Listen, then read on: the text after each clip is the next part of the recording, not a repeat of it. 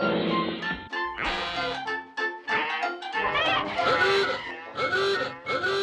way for the future!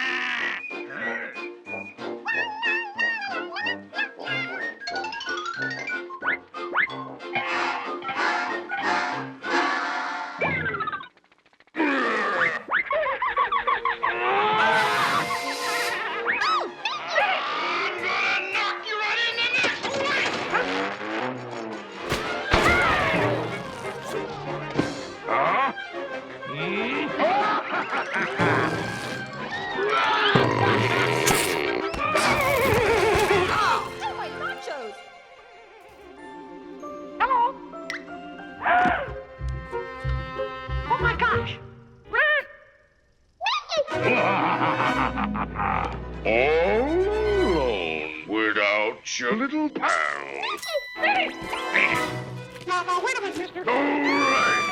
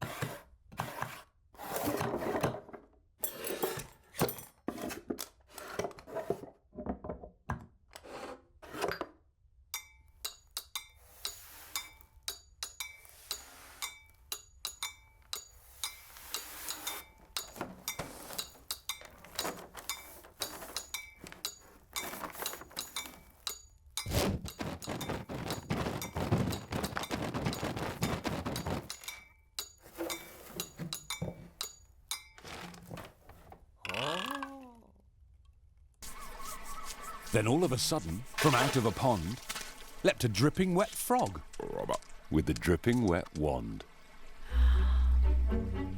He dropped it politely, then said with a croak, as the witch dried the wand on a fold of her cloak, I am a frog.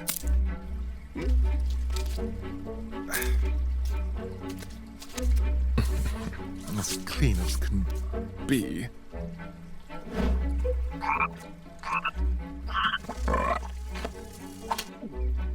Oh.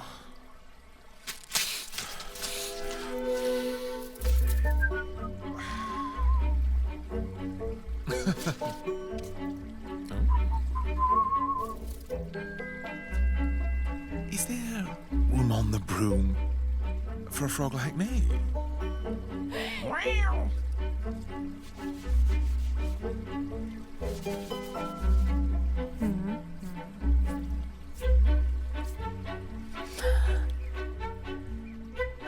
Yes. cried the witch.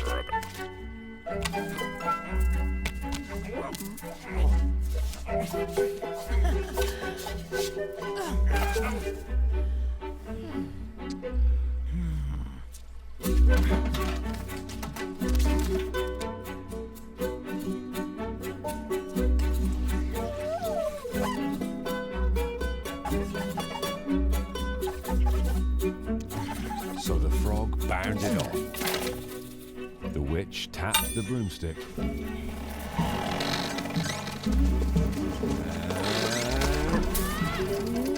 Whoosh! They were gone.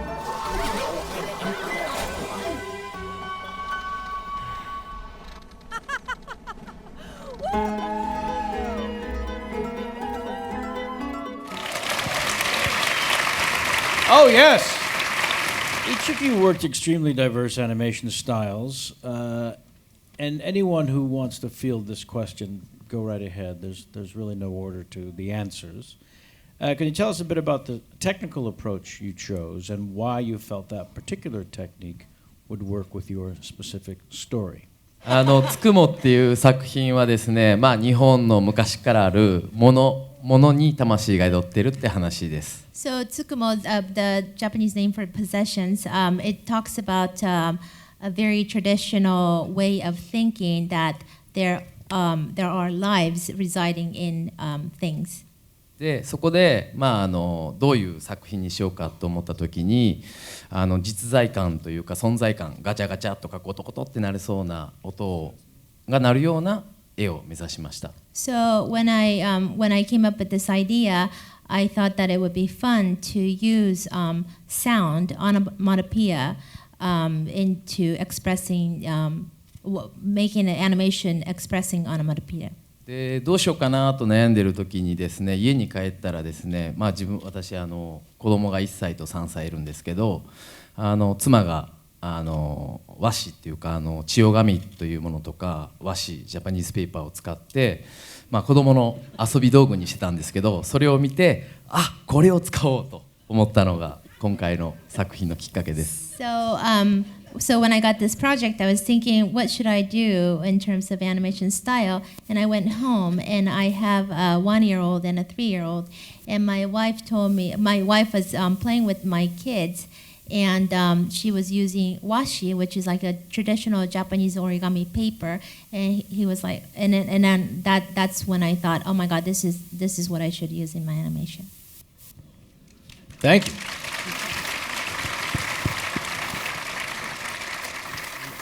Feral is all hand-drawn. With Feral, which was hand-drawn.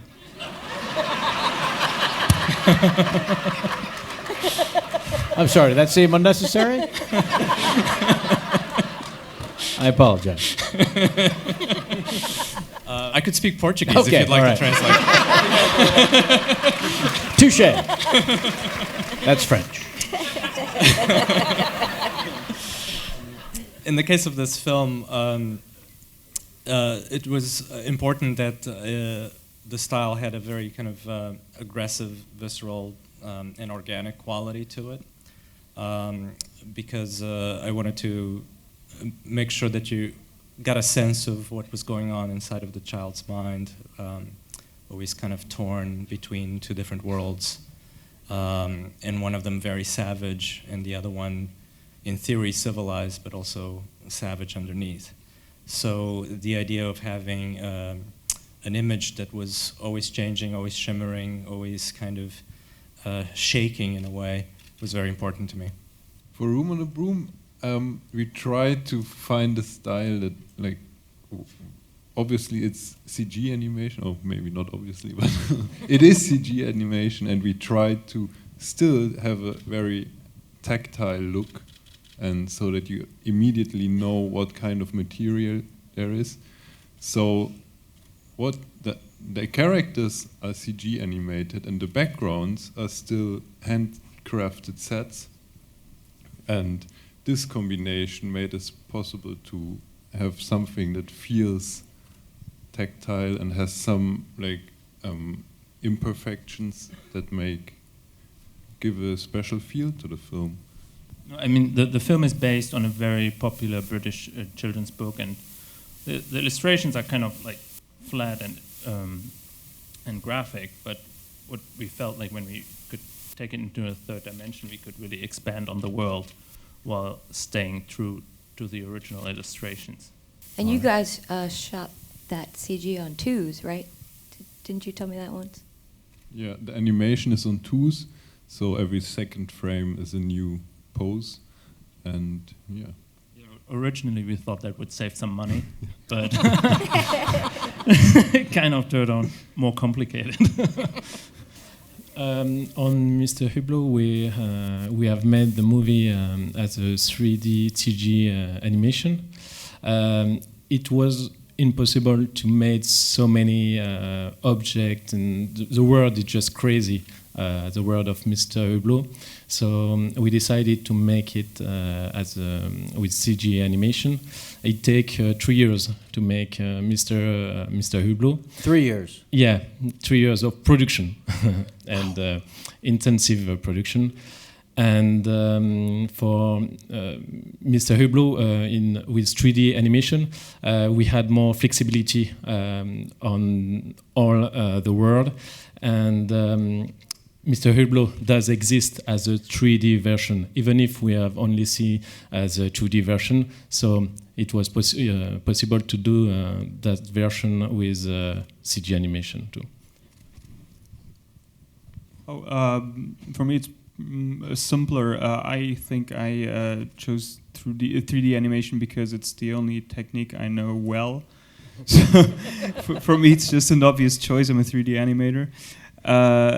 The other thing with Mr. Hublot is that the characters that the film is based on are real characters. They exist as statues. They do exist for real.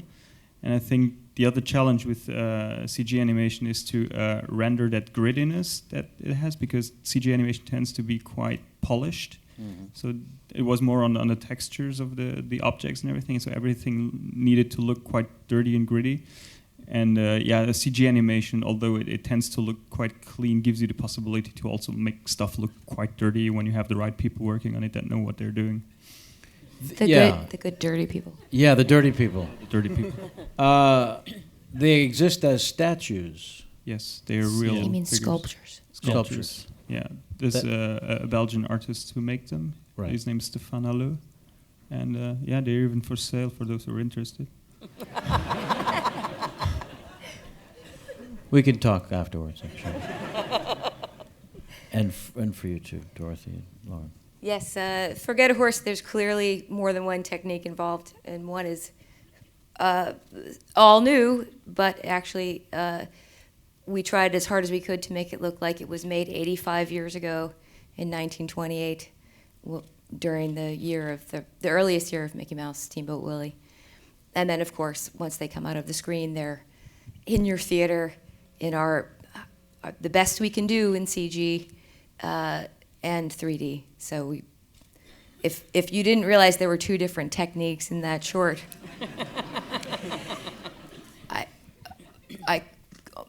the only kindly thing I could say is maybe you didn't have your glasses on. Well, that does beg the question. I'm curious about when designing a film that would take advantage of the 3D format as you have in its theatrical screenings, yet still work as a 2D film on home, which it will live forever. On home video? As all Disney films must.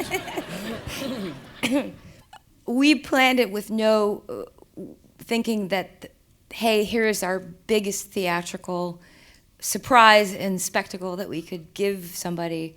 So we didn't actually pay a lot of attention to what would happen in your home Really? screening room. So I'm sorry if it doesn't come across well. If you so just don't buy it on iTunes. Interesting how the differences in the filmmakers. One's trying to sell statues and the other is after the show in the lobby. And the other is saying, please don't buy on iTunes. Well, we're all different artists. I think that's important to remember. I hope he's enjoying all this. In the case of Mr. Hublot and A Room on the Broom, we have two directors working in partnership. And so I'm curious how partnership works when it comes to making a short animated film, as in who did what.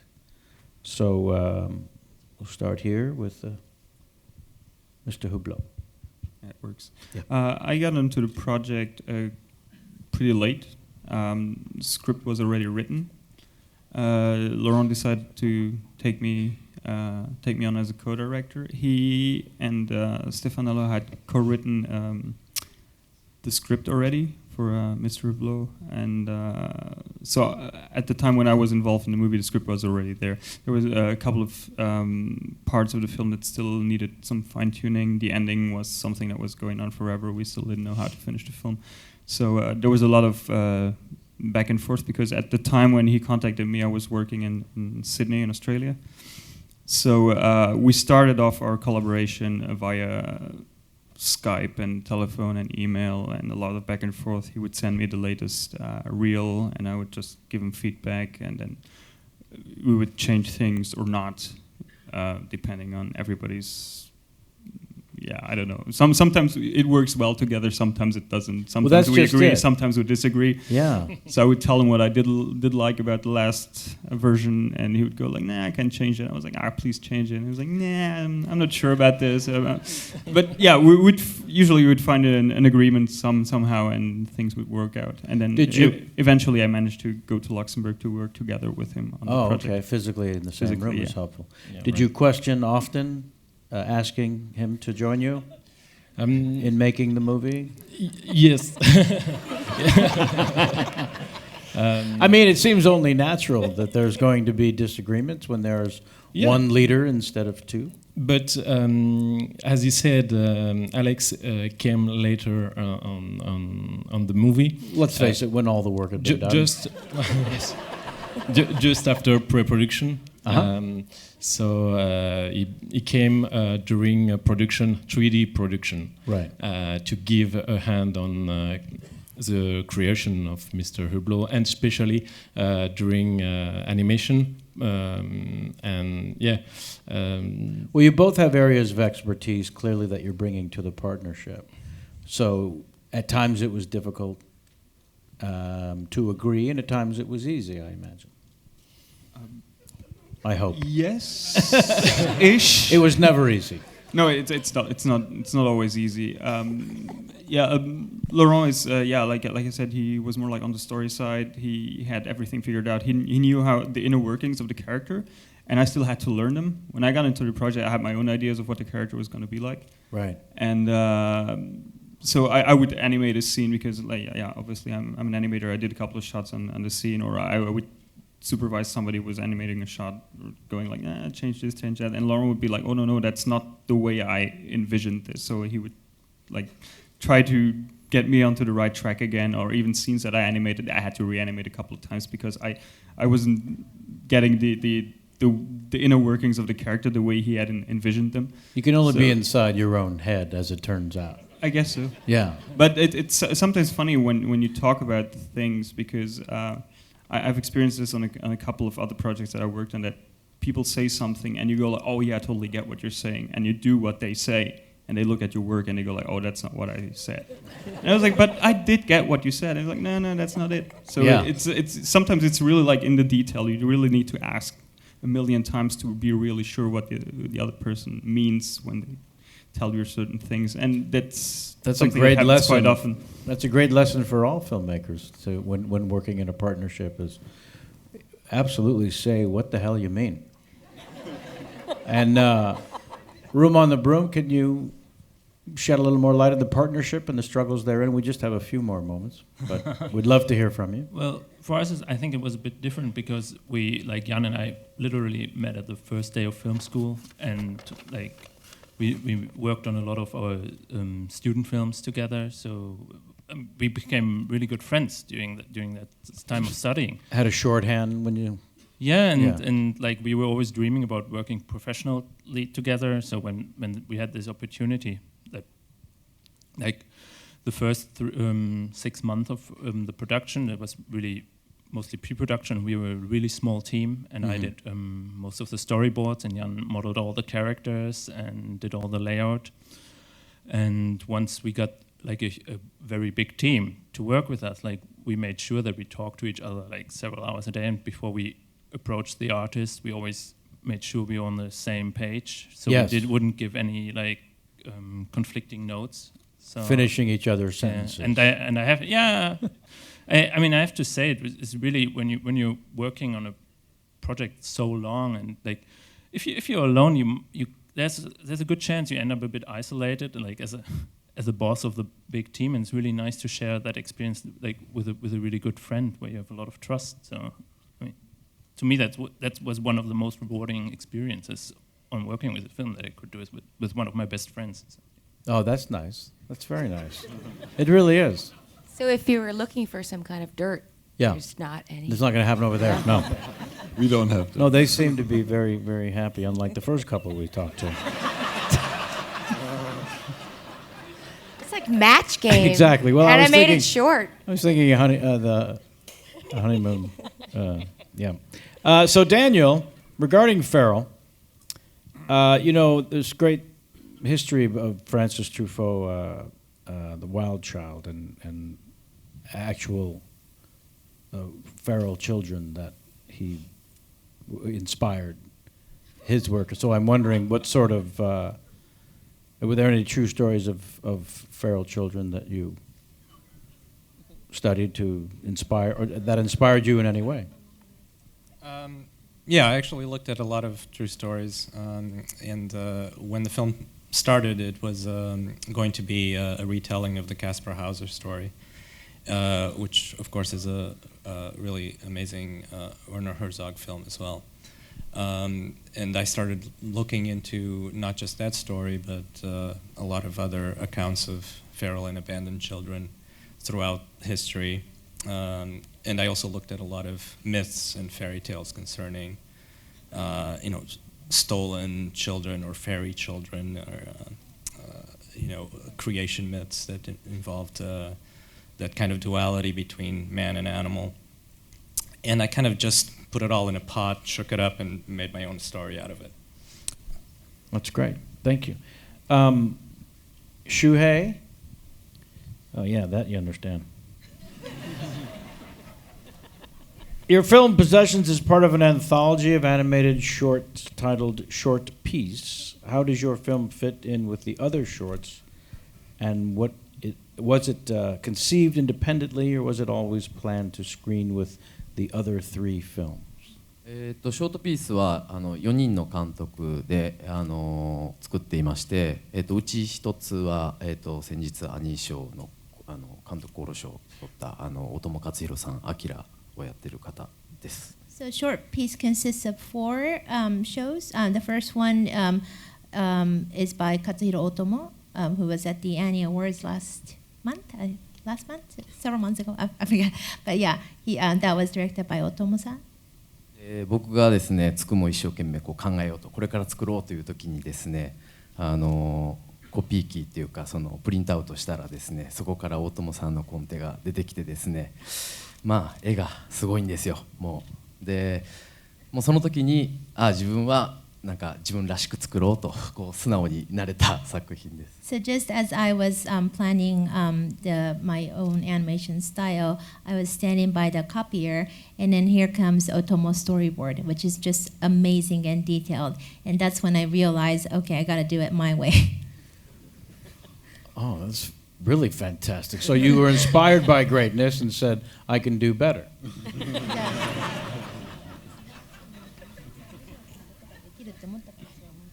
いやなんていうんですかね争うとかじゃなくてもう自分らしく作ればいいかなっていう半分諦めも含めてです。So it wasn't that. It was more of giving up. You know, I knew that I couldn't beat this guy, so I decided that I'm just gonna have to do it my way. Oh, that's great. That's great, fantastic. I'm so sorry that we don't have more time to spend with these brilliant filmmakers because we have, of course, the live action as well. We're going to take a 10-minute break. But before we leave the stage, I think one more wildly enthusiastic round of applause is deserved. Congratulations to all of you. Congratulations. Thank you. Truly, and good luck. You've already won. Enjoy. You know, that's the thing. You'll be Oscar nominated or Oscar winner and then your name for the rest of your lives. And then eventually people will just hear Oscar, word, your name.